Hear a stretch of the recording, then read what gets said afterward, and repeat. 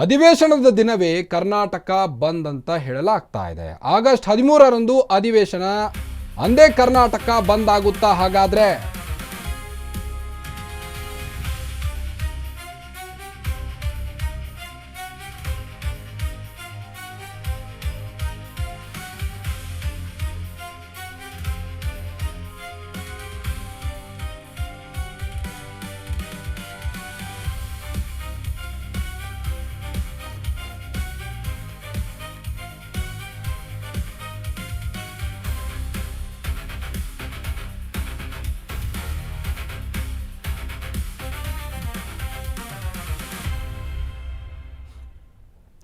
ಇದೇ ಆಗಸ್ಟ್ 13ರಂದು ಮುಂಗಾರು ಅಧಿವೇಶನ ನಡೆಯಲಿದೆ.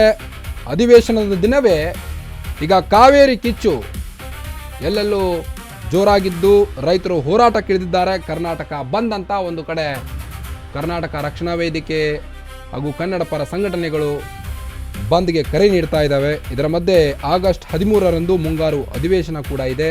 ಅಂದೇ ಕರ್ನಾಟಕ ಬಂದ್ ಆಗುತ್ತಾ ಹಾಗಾದ್ರೆ? ರಾಜ್ಯ ಸರ್ಕಾರಕ್ಕೂ ತಟ್ಟುತ್ತಾ ಕರ್ನಾಟಕದ ಬಂದ್ ಬಿಸಿ? ಕಾವೇರಿ ಕಿಚ್ಚು ಸ್ತಬ್ಧವಾಗಲಿದೆ ಸಂಪೂರ್ಣ ಕರುನಾಡು. ಡಿಕೆ ಸರ್ಕಾರಕ್ಕೆ ಮತ್ತೊಂದು ಹೊಸ ತಲೆನೋವಾಗಿದೆ. ಈಗಾಗಲೇ ಬರ ಮಳೆಯ ಕೊರತೆ, ಈ ಮಧ್ಯೆ ಕಾವೇರಿ ಸಂಘರ್ಷ ಜೋರಾಗಿದ್ದು ಅಲ್ಲಲ್ಲಿ ರೈತರು ತಮಿಳುನಾಡಿಗೆ ನೀರು ಹರಿಸಿದ್ರೆ ನಾವಂತೂ ಸುಮ್ಮನೆ ಕೂರೋ ಮಾತೇ ಇಲ್ಲ ಅಂತ ರೈತರು ಒಂದು ಕಡೆ ಪ್ರೊಟೆಸ್ಟ್ ನಡೆಸಿದ್ದಾರೆ.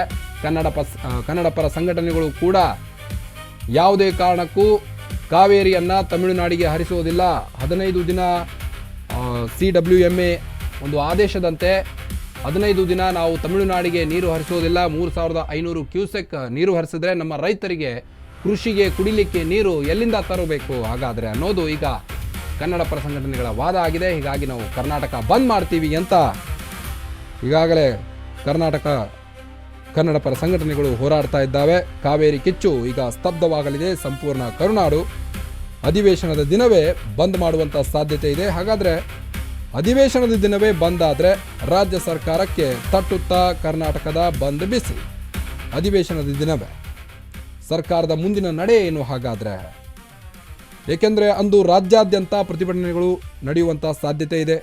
ಹೊರಗಡೆ ಪ್ರತಿಭಟನಾಕಾರರು ಕಿಚ್ಚು ಹೊತ್ತಿಸಿದ್ದಾರೆ. ಆಕ್ರೋಶ ಒಂದೆಡೆಯಾದರೆ ಮತ್ತೊಂದೆಡೆ ಸದನದ ಒಳಗೆ ವಿಪಕ್ಷಗಳು ಮುಗಿಬೀಳ್ತವೆ. ಹಾಗಾದರೆ ಡಿ ಕೆ ಶಿವಕುಮಾರ್ ಸರ್ಕಾರಕ್ಕೆ ಬರಬಡದಂತಾಗಿದೆ. ಈಗ ಒಂದು ಕಡೆ ವಿಪಕ್ಷಗಳು, ಮತ್ತೊಂದು ಕಡೆ ಕನ್ನಡ ಪರ ಸಂಘಟನೆಗಳು, ರೈತರು, ಕರ್ನಾಟಕದ ಜನತೆ ಎಲ್ಲರೂ ಕೂಡ ಕರ್ನಾಟಕ ಬಂದ್ಗೆ ಸಾಥ್ ನೀಡಿದ್ದೇ ಆದಲ್ಲಿ ಅಧಿವೇಶನದ ಗತಿ ಅದೋ ಗತಿ ಅಂತಾನೆ ಹೇಳ್ಬೋದು. ಮತ್ತೊಂದೆಡೆ ಸದನದ ಒಳಗೆ ವಿಪಕ್ಷಗಳು ಮುಗಿಬೀಳುವಂಥ ಸಾಧ್ಯತೆ ಇದೆ. ಹಾಗಾದರೆ ಆಗಸ್ಟ್ 13ರಂದು ಬಂದ್ ಯಶಸ್ವಿಯಾಗುತ್ತಾ?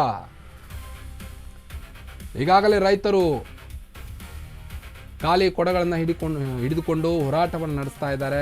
ಕಾವೇರಿ ನಮ್ಮದು, ಯಾವುದೇ ಕಾರಣಕ್ಕೂ ತಮಿಳುನಾಡಿಗೆ ಹರಿಸೋದಿಲ್ಲ, ನಮಗೇನೆ ಕುಡಿಲಿಕ್ಕೆ ನೀರಿಲ್ಲ, ಕೃಷಿ ಮಾಡಲಿಕ್ಕೆ ನೀರಿಲ್ಲ, ಇಂಥದ್ರಲ್ಲಿ ನಿಮಗೆ ನೀರು ಕೊಡೋದು ಅಂತ ಈಗ ಹೋರಾಟಕ್ಕೆ ಬೀದಿಗಿಳಿದಿದ್ದಾರೆ.